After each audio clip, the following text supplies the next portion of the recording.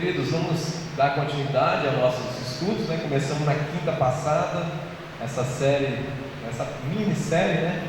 De 3 estudos, Venha o Teu Reino. Quinta-feira passada, quem teve aqui, levanta a mão, Senhor. Muito bom. Pegaram lá já o bloquinho ali para fazer as anotações. Quem não pegou, levanta a mão, os irmãos vão auxiliar ali, trazendo para vocês. Nós temos ali um espaço com 5 perguntas para nós irmos respondendo aqui durante o estudo. E embaixo nós temos ali um espaço pontilhado para que, se você tiver alguma dúvida, alguma pergunta, você coloque aí, depois destaca e deposite numa urna que tem ali atrás. E daqui 2 quinta-feiras nós vamos sentar aqui numa mesa redonda e, à luz da palavra, buscar responder alguma dúvida que possa ter ficado. Abra sua Bíblia, livro de Gênesis, capítulo número 3. Você que está com sua Bíblia aí, fica bem afiado aí, que nós vamos tentar fazer esse estudo bem interativo. Eu vou sempre estar pedindo aos irmãos para fazer alguma leitura, então todos participar sim. Aquele irmão que for convidado a fazer uma leitura, por favor, faça em voz audível para que todos nós possamos ouvir. Gênesis capítulo de número 3, verso de número 15. Quinta-feira passada nós falamos que o reino de Deus é um só, mas ele se manifesta em 3 estágios. Quem lembra os 3 estágios aí? Reino da criação, reino da redenção e reino da glória. Semana passada nós introduzimos o conceito geral de reino e especificamos mais esse estágio do reino da criação. Hoje nós pretendemos falar sobre esse segundo estágio, que é o reino da redenção. Então, esse reino da redenção, ele já tem a sua base fundamental. Opa, olha a pergunta aí. A base fundamental do reino da redenção está exatamente nesse texto que eu pedi para vocês abrirem agora, Gênesis capítulo de número 3, verso de número 15. Diz assim a palavra de Deus: porém inimizade entre ti e a mulher, entre a tua descendência e o seu descendente. Este te ferirá a cabeça e tu lhe ferirás o calcanhar. Este texto, Gênesis 3,15, é o que na teologia nós chamamos de proto-evangelho. Protos é uma palavra grega para primeiro. Então o evangelho, que é essa boa notícia, de salvação, que é esse grande enredo da redenção, ele é apresentado pela primeira vez em Gênesis 3, verso de número 15. Por quê? Se nós lembrarmos, a semana passada que nós estudamos sobre o reino da criação, nós percebemos que Deus criou tudo bom, e uma das coisas que de fato assim trazia a essencialidade desse reino da criação era a lealdade da criação ao reino. Então, até antes da queda, todos os seres ali eram totalmente leais ao reino. Todos os seres ali eram totalmente leais a Deus, eram submissos ao governo de Deus.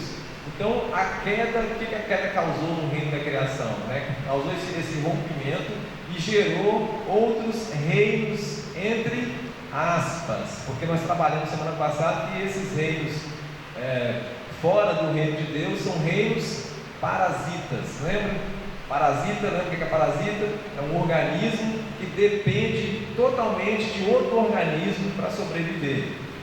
Então nós passamos por isso e nós entendemos que esse reino das trevas, que esse reino aí de homens que são contrário à palavra de Deus, não passam de reinos parasitas. Então, depois que houve a rebelião, tanto no reino espiritual, entre os seres espirituais, entre os anjos, e também entre os homens, no ato de Adão e Eva ali, então agora o start para esse novo estágio do reino de Deus, que está no reino da redenção. Base fundamental, Gênesis 3,15, que é o próprio Evangelho. O domínio desse reino, ele foi observado em logo a queda, quando Deus disse que a semente da mulher esmagaria a cabeça da serpente. Então aqui é o primeiro anúncio do Evangelho, o anúncio de uma boa notícia, que mesmo durante o caos da queda, quando Deus começa a trazer as sentenças de punição, tanto ali para Satanás, na figura da serpente, quanto para Adão e Eva, e ele traz agora a esperança para todos os povos. Esse reino da redenção, a esperança de que um dia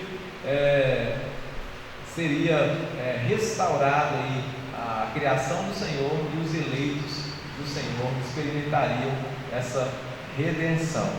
Então, na medida que a palavra do Senhor ela vai progredindo, nós cremos numa revelação progressiva, nós vamos ver que essa promessa aqui ela vai ficando mais clara na medida dos anos, com outros livros que vão trazendo essa clareza aí do anúncio do Evangelho. Então esse é o primeiro anúncio do Evangelho, e essa é a base fundamental aí do reino da redenção. Pode passar, então. E agora, como nós podemos definir esse reino da redenção? Qual é a definição dele? O reino da redenção, ele é o início da restauração dos que estão sob o domínio das trevas.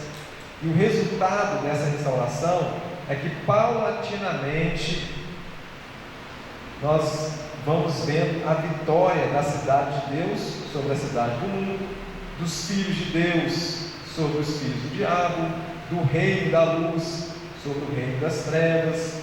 Então nós vamos trabalhando e vendo essas vitórias daquele reino dividido que nós trabalhamos semana passada. Agora Deus ele começa a anunciar o seu reino com aspecto redentor, Por isso que ele também é o reino da graça, nós podemos chamar assim de reino da graça. E por isso as grandes doutrinas do pacto da graça e da igreja de Deus no Antigo Testamento são instrumentos aí e agências deste reino para proclamar a mensagem da redenção do Deus Criador, Rei, Redentor. E a Escritura, ela traz aí vários registros da história da redenção do pecador. Então nós podemos dizer que desde a queda, o Criador Rei ele começa a desvendar essa salvação historicamente, dentro da história, realizando o seu reino de poder, conquistando vitórias sobre as trevas e restaurando a esfera do seu reino e os cidadãos dele. E mesmo, irmãos, que nós reconheçamos que a salvação esteja diretamente relacionada à igreja, tanto a igreja do Antigo Testamento quanto a igreja do Novo Testamento, nós cremos que este reino ele é sobre todos os homens e sobre toda a criação. Então, se nós entendemos que esse reino da redenção ele puxa mais para essa evidência de um Deus restaurando a sua criação, restaurando os seus eleitos, ele não é limitado somente aos seus eleitos, ele não é limitado somente sobre a igreja. Ele é um reino que é sobre toda a criação. E esse reino ele tem então dois aspectos. Pode mudar aí, Esse reino tem dois aspectos. Quais são os aspectos do reino? Positivo e outro aspecto negativo. O aspecto positivo é de fato a redenção aos que creem nele e que entram nele pela regeneração e fé. O aspecto negativo do reino é o juízo daqueles que o rejeitam. Então vamos começar a fazer os exercícios aí, para que a gente comprova isso.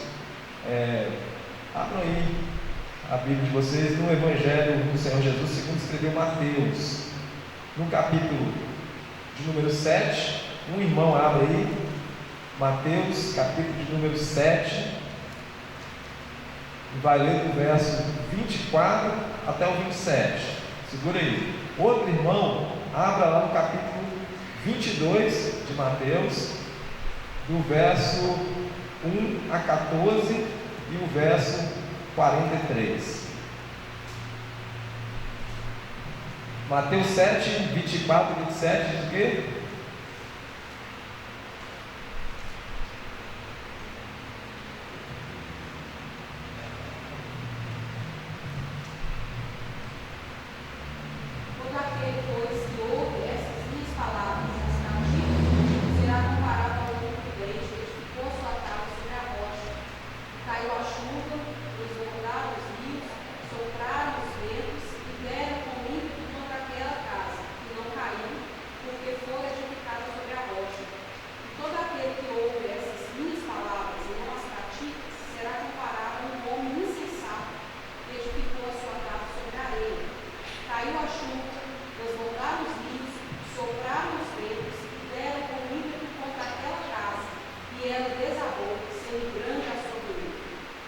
Muito bem, antes de ler o outro texto, vocês lembram que semana passada, quando nós falamos dos mandatos da criação, vocês lembram o que simbolizava lá o mandato cultural? Qual é o símbolo do mandato cultural? Vocês são tímidos demais, a ideia é a gente interagir mesmo. Qual é, Jade? Trabalho. O símbolo do mandato cultural é o trabalho.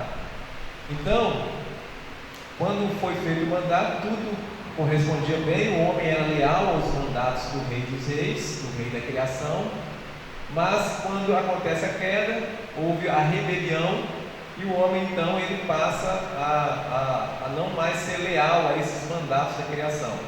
Então por isso que nós vemos aí que a cultura, de forma geral, ela está caída. A cultura hoje nós vemos que ela está corrompida, e dentro do aspecto cultural, né, que nós falamos, é tudo aquilo que o homem consegue transformar a partir daquilo que Deus já criou. Então, por exemplo, música é cultura, porque o homem ele junta notas que já existiam na criação. Deus é o único que criou todas as coisas a partir do nada. O homem ele transforma as coisas já existentes. Então, fazer cultura é a gente transformar aquilo que já existe em uma outra coisa. Então, esse texto que a Raquel acabou de ler mostra agora uma figura ali de um construtor, de alguém que está pegando elementos já existentes, criados pelo Deus Criador, e fazendo cultura. Porém, nós vemos ali o destaque de duas espécies de homens, né? Um prudente e outro negligente. O prudente é qual? É aquele que, ao ouvir o chamado, a voz desse reino da redenção, esse mandato para a prudência, e ele se submete àquilo ali, então ele constrói algo fundamentado, ele constrói algo coerente, ele constrói algo que corresponde àquilo que foi feito lá no início, aquilo que é bom. Aquele que ouviu e não deu atenção a esse chamado agora do reino da redenção, que veio para redimir as coisas que se perderam, ele se tornou então um construtor imprudente. O reino da redenção aconteceu sobre a vida tanto de um quanto do outro.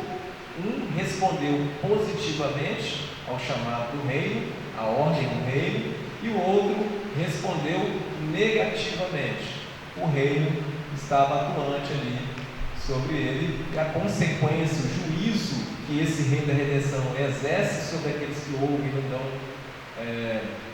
ouvido é exatamente a ruína, né? A casa caindo ali para ele.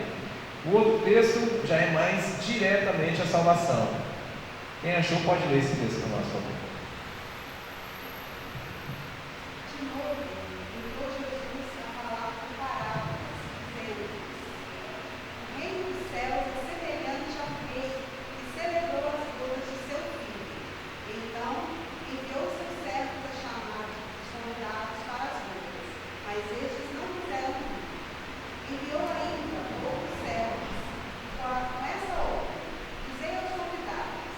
Eis que já preparei o meu banquete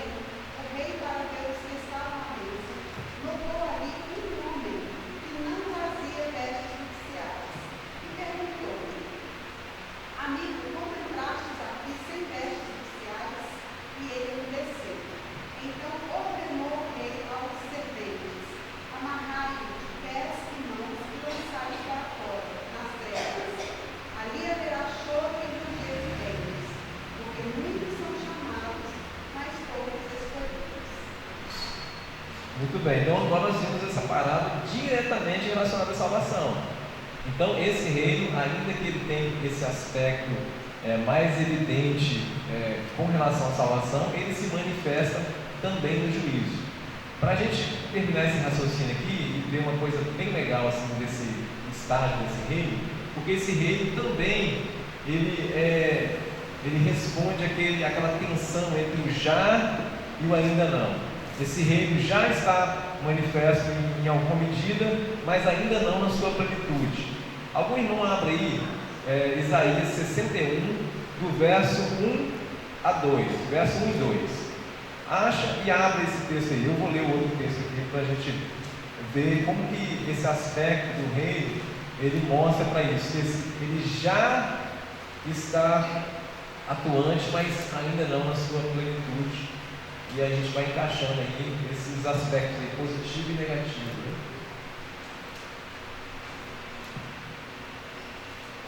Isaías 61, verso 1 e 2.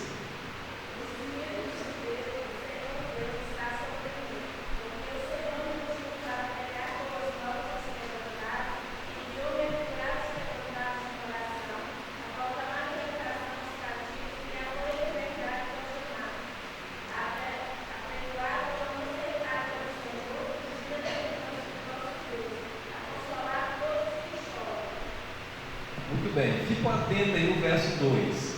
Olha só, até agora em Lucas, não precisa abrir agora não, depois pode pesquisar lá. Mas o Evangelho, se você escreveu Lucas, no capítulo de número 4, no verso 16, é o cumprimento de parte dessa profecia aí. Fiquem atentos aí o verso 2 de Isaías 61, porque em Lucas capítulo 4, verso 16, fala assim: indo para Nazaré, onde fora criado, entrou num sábado na sinagoga, segundo o seu costume. Levantando-se para ler, então lhe deram o livro de quem? Do profeta Isaías. E abrindo o livro, achou o lugar onde estava escrito: o Espírito do Senhor está sobre mim, pelo que me ungiu para evangelizar aos pobres. Enviou-me para proclamar libertação aos cativos e restauração da vista aos cegos, para pôr em liberdade os oprimidos e apregoar o ano aceitável do Senhor. Termina aí, Isaías 61, verso 2.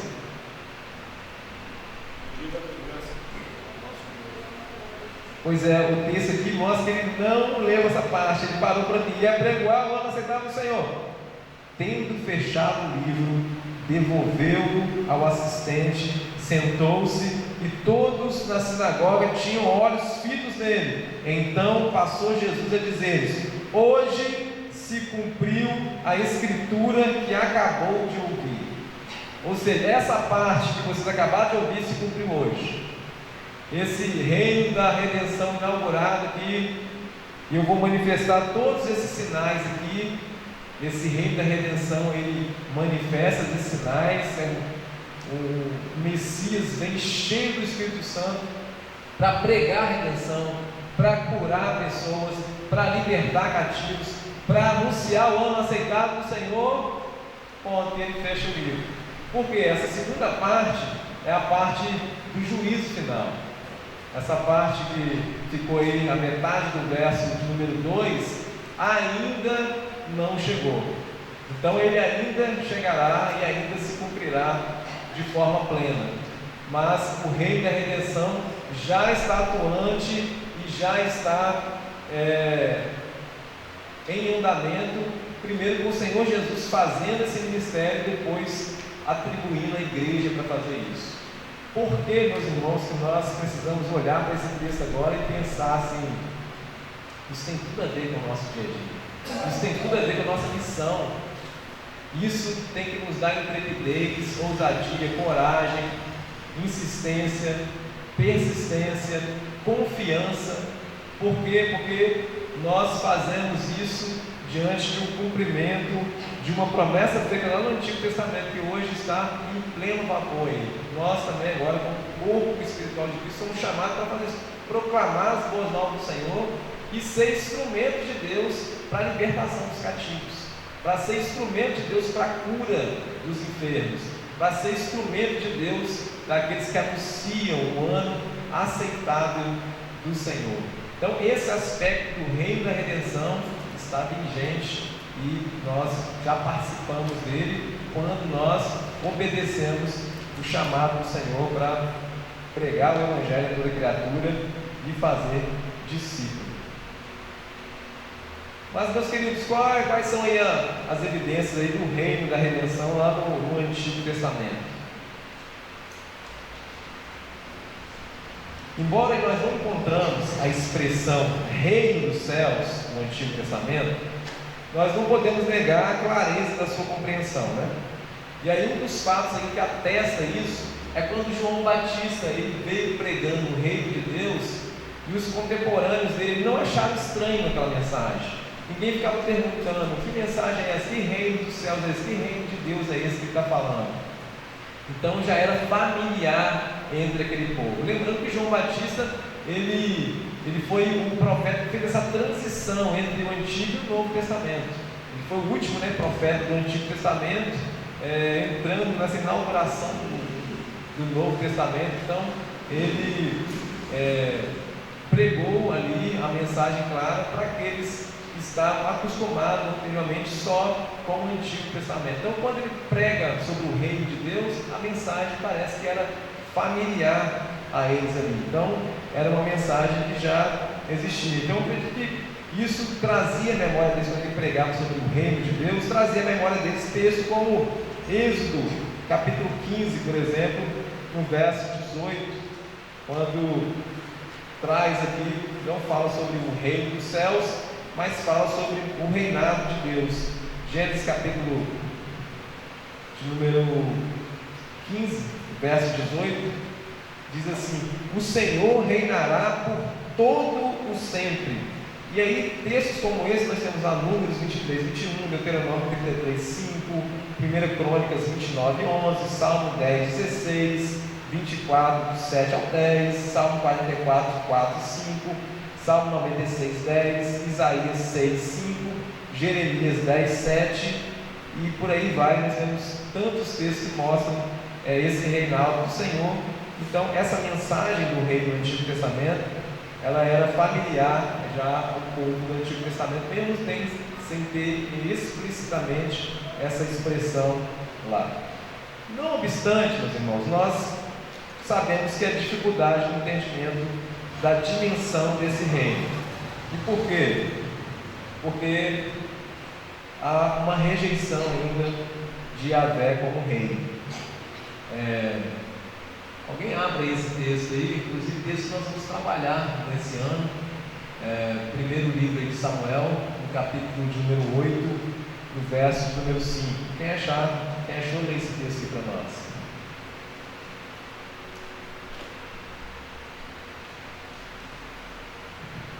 Primeiro livro de Samuel, capítulo 8, verso 5.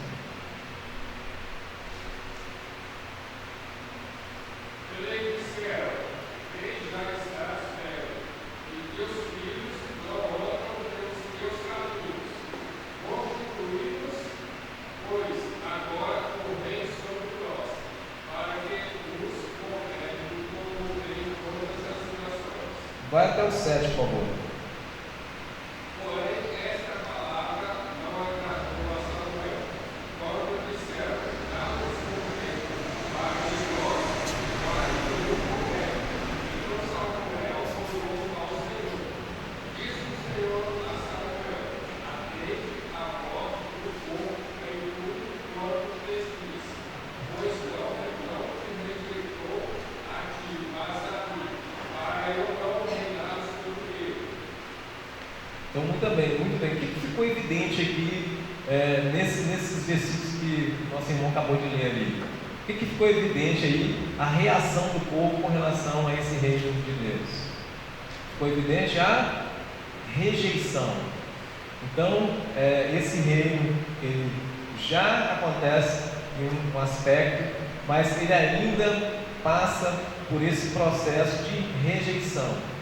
Então, esse reino Ele está avançando, mas ainda encontra dificuldade na rejeição. Por isso que as indagações se levantam, né? Porque se Deus reina sobre todas as coisas, por que ainda há tanta violência nesse mundo? Por que há ainda tanta maldade? Por que nós vemos tanta rebeldia e tudo? Essa expressão ainda da rejeição com relação a esse reinado do Senhor. Mas, ainda diante da rejeição de alguns, o reino no Antigo Testamento, ele mostra o domínio sobre todos os homens. Pode passar aí. Nós destacamos um domínio sobre a criação. Nós lemos semana passada o Salmo 103, verso 19.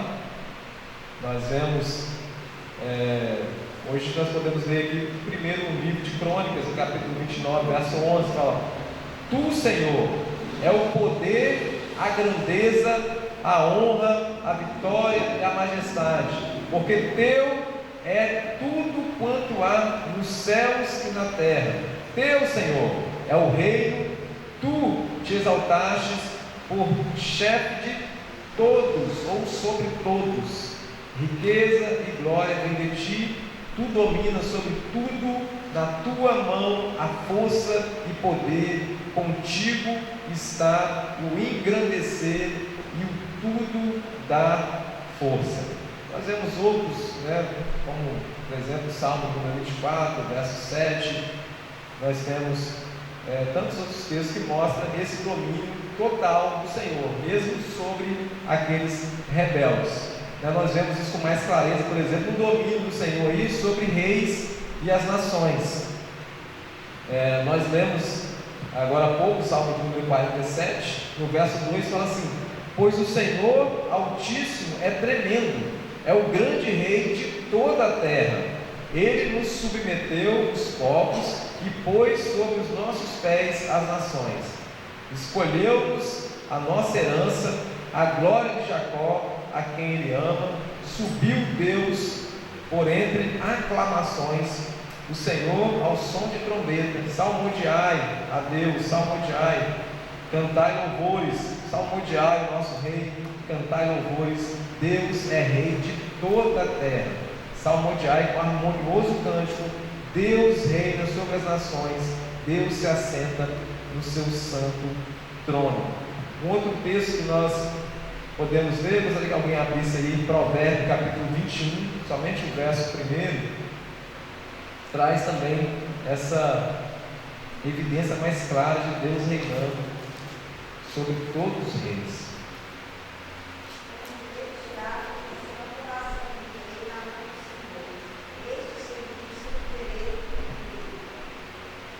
Muito bem, então esse texto nos fundamenta para que o que a gente vê também nos textos narrativos, por exemplo, quando traz lá a questão do livro de Daniel, com Nabucodonosor, aquele rei que se levantou e que foi ali o instrumento ali para o cativeiro do povo de Judá ali na Babilônia.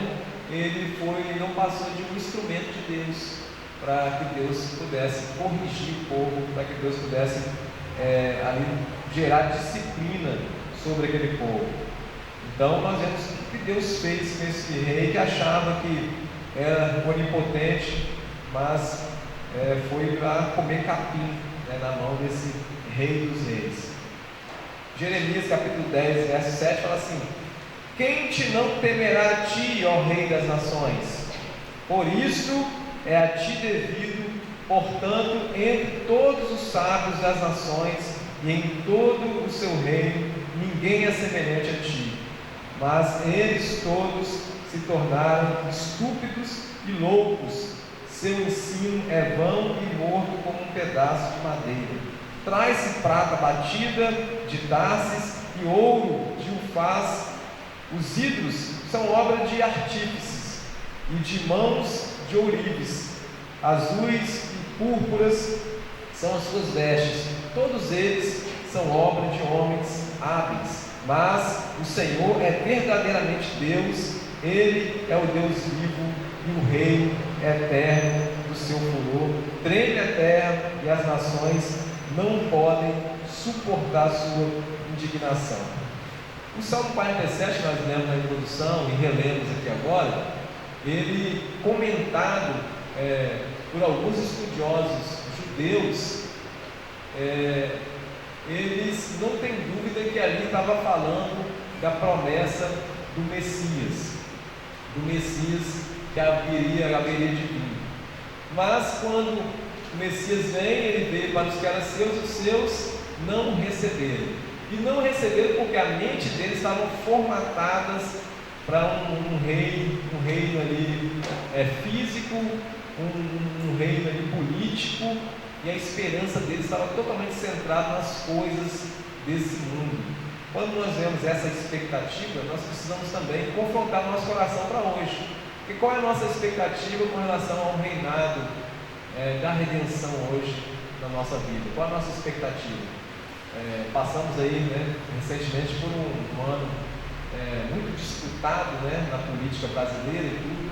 Nós vimos famílias aí sendo divididas, nós vimos aí um clamor, uma expectativa sendo posto em reino terreno, e de repente a palavra do Senhor nos confronta a nós redirecionarmos o nosso entendimento, a nossa esperança, entendendo que quem está reinando sobre todos é o nosso Senhor. E esse rei da redenção, ele vai avançando na medida que aqueles vão se submetendo a esse reinado do Senhor. Mas no Antigo Testamento ainda mostra um domínio especial desse rei sobre o povo de Deus. E aí certamente esse aspecto aí do reinado de Deus sobre o seu povo, ele deve ser visto a partir da sua conotação salvadora. Deuteronômio 33, verso 5, fala assim: e o Senhor se tornou rei ao seu povo amado, quando se congregaram os cabeças do povo com as tribos de Israel. Aqui, considerando que estamos analisando o Antigo Testamento, nós devemos lembrar que este é o reino teocrático de Deus.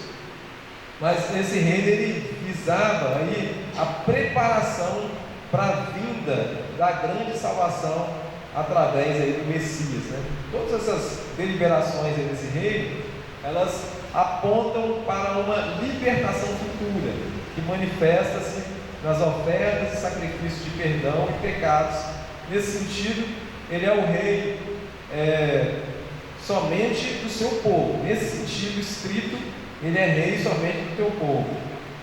E em virtude dessa conotação soteriológica, desse aspecto do rei, nós percebemos que ele está assim, voltado principalmente para a igreja do Senhor. Mas, como nós vimos anteriormente, ele reina sobre todos, tanto no aspecto positivo quanto no aspecto negativo. Nós temos também no Antigo Testamento o prenúncio aí desse reinado. Nós temos várias profecias com relação a esse reinado. Nós temos a Salmo número 2, um salmo conhecido como um salmo messiânico. Nós temos Isaías capítulo 9, do verso 1 a 7, que foi tema da nossa pregação especial de Natal. Nós vemos ali claramente o anúncio daquele que iria reinar e reinar para sempre. Nós temos também Isaías capítulo 11, do verso 1 ao 10, Daniel 3, do verso 13 e 14. Então nós temos vários textos do Antigo Testamento que mostram essa promessa da redenção aí no Antigo, para se cumprir no Novo Testamento. Gostaria de abrir só um texto aí, Daniel capítulo 7, verso 13 e 14. Daniel capítulo 7, do verso 13 e verso 14.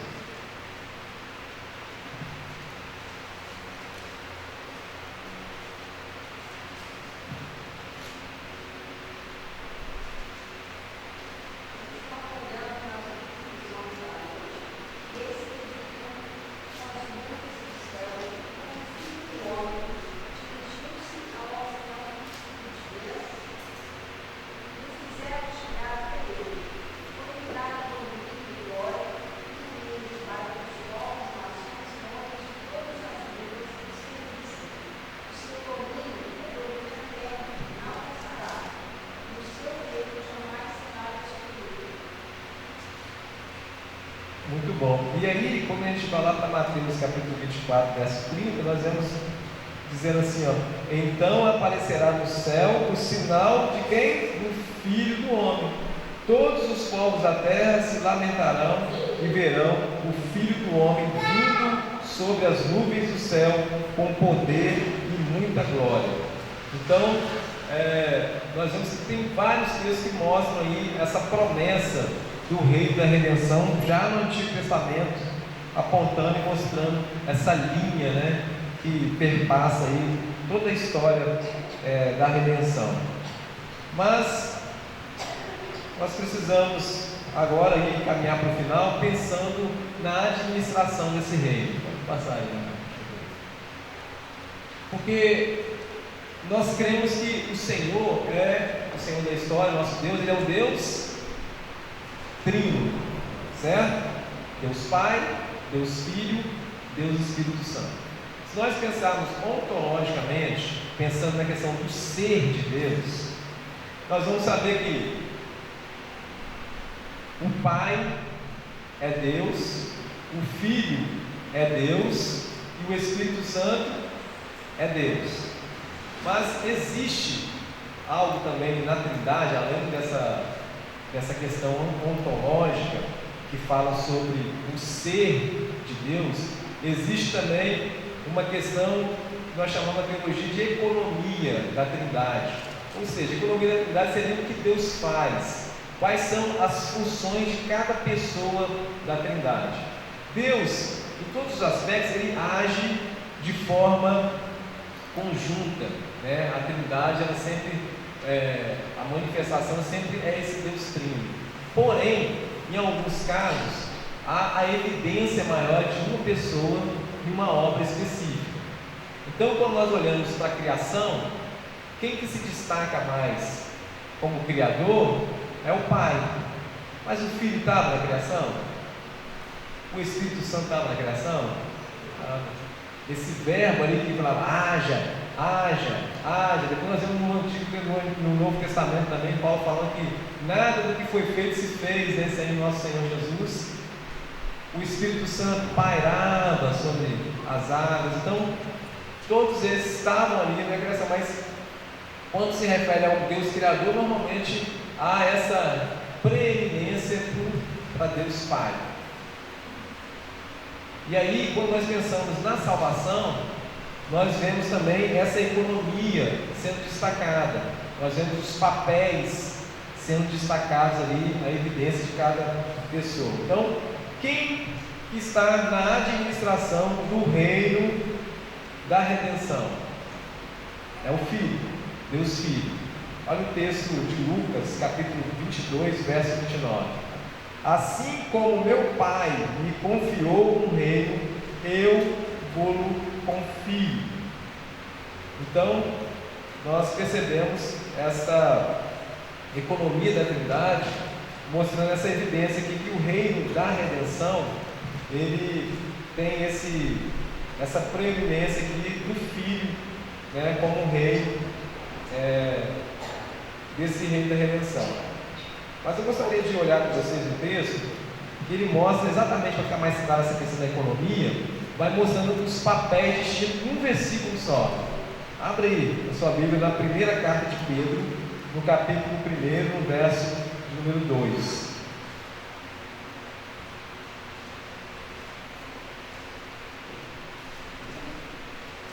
Quem achou, lê esse texto aí pausadamente.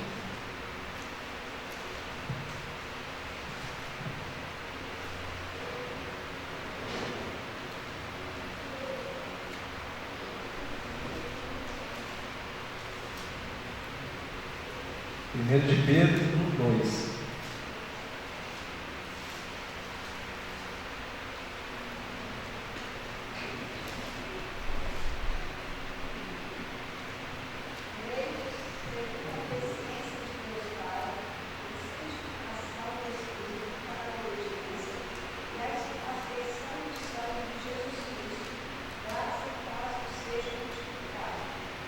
Perceberam aí a divisão das tarefas?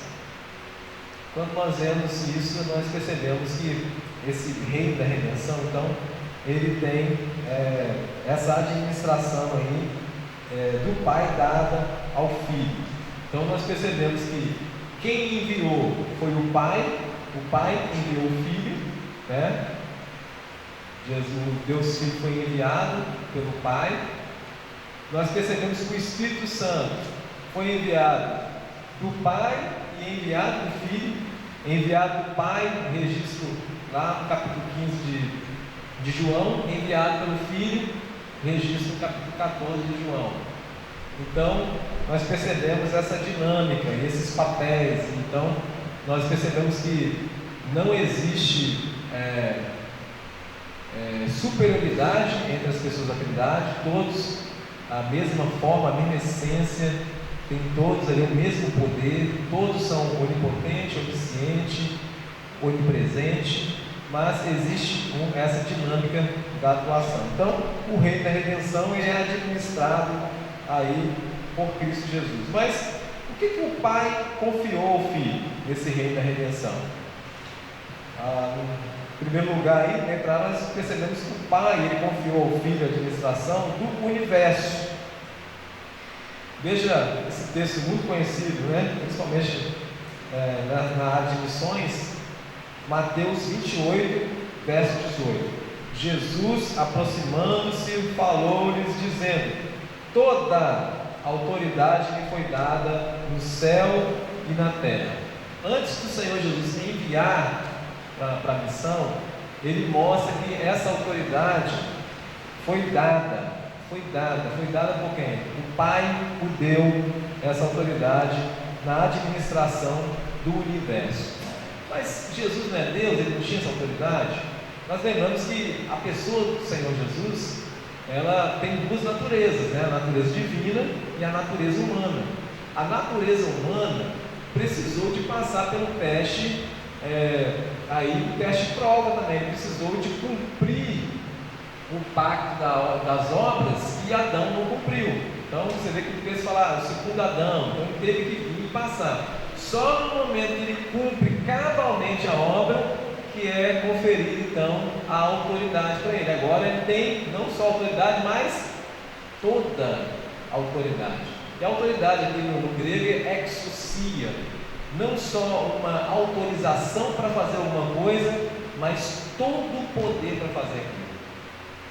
Nós sabemos, por exemplo, pensar nas autoridades que nós temos hoje, por exemplo, na área de segurança. Por exemplo, se nós pensarmos que o policial hoje ele tem a autoridade para partir uma busca para capturar algum bandido foragido. Ele tem essa autoridade, foi conferida a ele essa autoridade.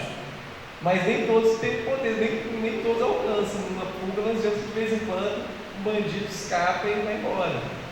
Jesus não, ele tem a autoridade, tem todo o poder para fazer isso. Então quando ele fala toda a autoridade me foi dada no céu e na terra, ele está dizendo que ele tem domínio e controle sobre todas as coisas. Agora ele fala assim, agora vocês vão e pregam o Evangelho, fazem discípulos, batizando no nome do Pai, do Filho e do Espírito Santo. Então a nossa missão, ela está debaixo dessa toda a autoridade que foi conferida ao Senhor Jesus.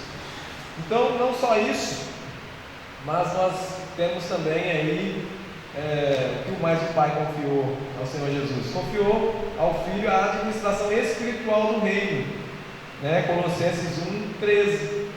Ele nos libertou do império das trevas, nos transportou para o reino do Filho do seu amor, no qual temos redenção, a remissão dos pecados.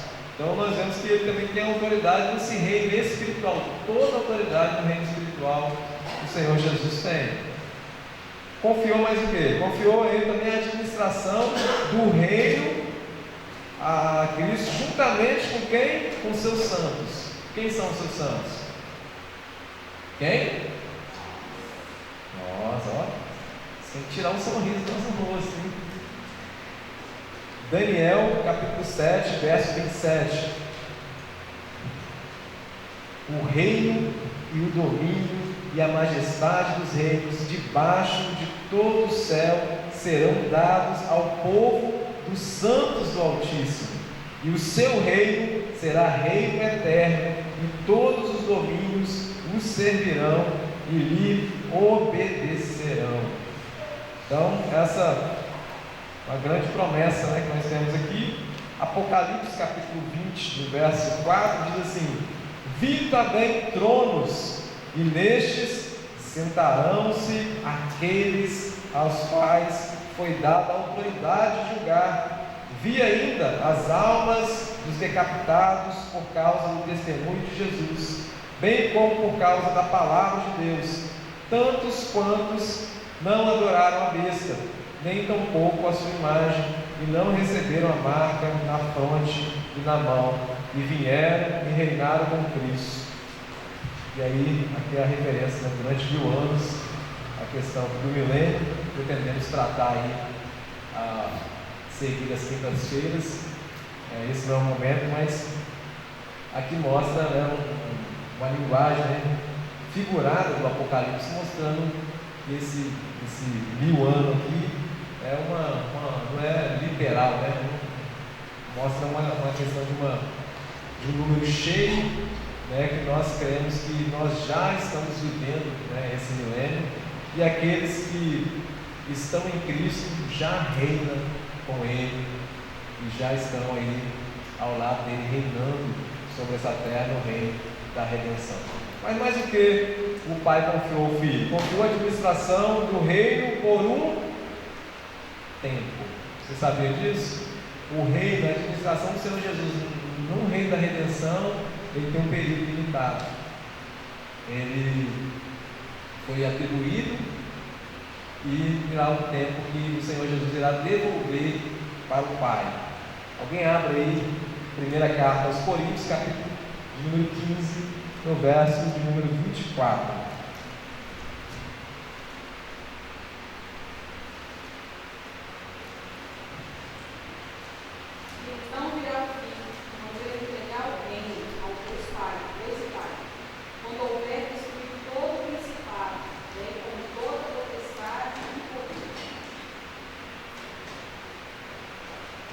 Também, por favor.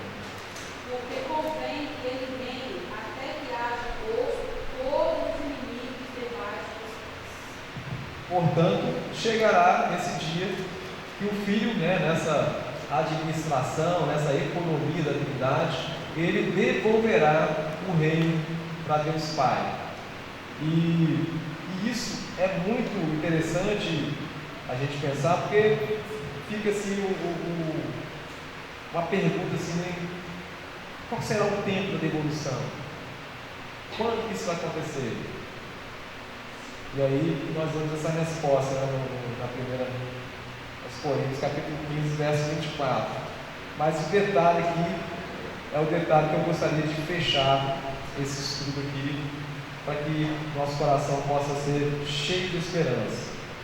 Porque essa entrega do reino ao Pai, ela não será antes que Cristo ponha todos os inimigos debaixo dos pés.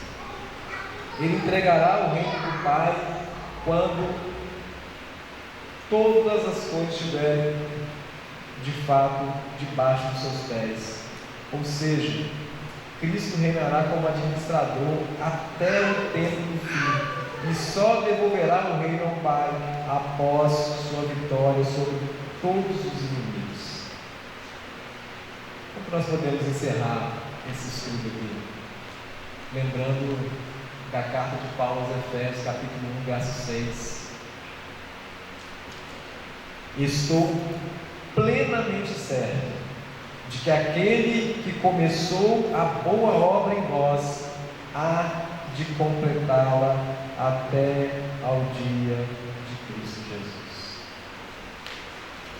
Irmãos, essa obra, esse reino da redenção está avançando dia após dia, paulatinamente, e nós que já fazemos parte desse reino, porque submetemos a esse reinado, porque Cristo reina no nosso coração, Ele iniciou uma obra de redenção na nossa vida.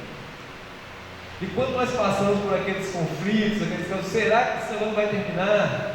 Será que eu não vou conseguir me livrar desse sofrimento do pecado? Será que esse negócio não vai ter fim? Aí nós olhamos para essa promessa aqui, essa afirmação aqui, que Paulo diz que está plenamente certo de que esse Cristo que começou a boa obra de redenção na nossa vida, Ele vai completar. Nós temos essa segurança. E isso deve encher nosso coração de esperança, renovar os nossos ânimos e continuar com os olhos fitos nesse Cristo que já reina, mas nós ainda aguardamos a plenitude desse reino, aquele dia onde todo olho verá, toda língua confessará que Jesus Cristo é o Senhor. Na próxima quinta-feira nós vamos pensar no reino da glória, e aí nós vamos olhar lá para frente, e aí nós vamos exercitar nossa esperança naquilo que está guardado para esse povo que é leal a esse reino. Mas enquanto ainda não chega, nós precisamos lidar com esse reino da redenção no nosso coração. Como que está o reinado de Cristo aí no seu coração? Como está o avanço da transformação que Ele propõe fazer nas nossas vidas e no seu coração? Como que está a sua submissão a esse reino? Nós lemos esse texto e vimos dois aspectos do reino, o positivo e o negativo. O positivo está dentro daqueles que de fato se submetem, que se rendem, daqueles que se entregam ao reinado redentivo de Deus sobre nossas vidas. Antes de nós passarmos para as perguntas e respostas, gostaria de terminar esse momento como oração. Quero te convidar para essa reflexão agora, para que você possa refletir de fato se esse reino da redenção já acontece hoje no seu coração, se ele já influencia mudanças na sua vida, se ele já está te trazendo de volta para aquilo que você nasceu para ser, um adorador, aquele que serve ao Senhor com todo o coração, com toda a devoção, aquele que se relaciona com o próximo no mandato social, aquele que de fato sabe produzir cultura, sabe se relacionar com a cultura, sabe de fato viver nesse mundo criado por Deus.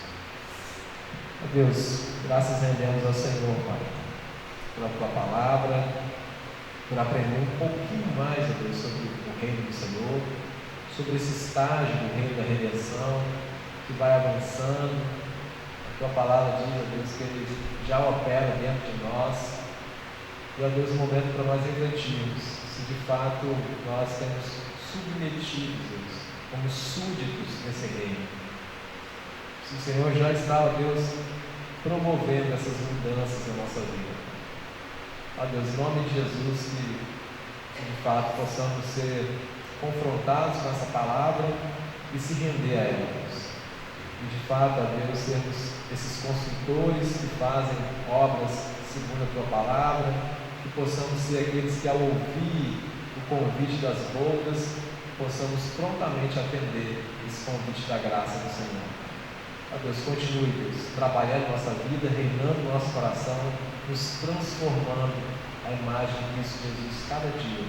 Te peço, Senhor Pai, hoje, para todo sempre, em nome de Jesus, e que a graça maravilhosa do Senhor Jesus, e que o amor de Deus, o nosso Pai, e que as ternas consolações do Espírito Santo repousem sobre a família de Deus neste lugar, e sobre a família de Deus em toda a face da terra, hoje e para todo sempre, em nome de Jesus.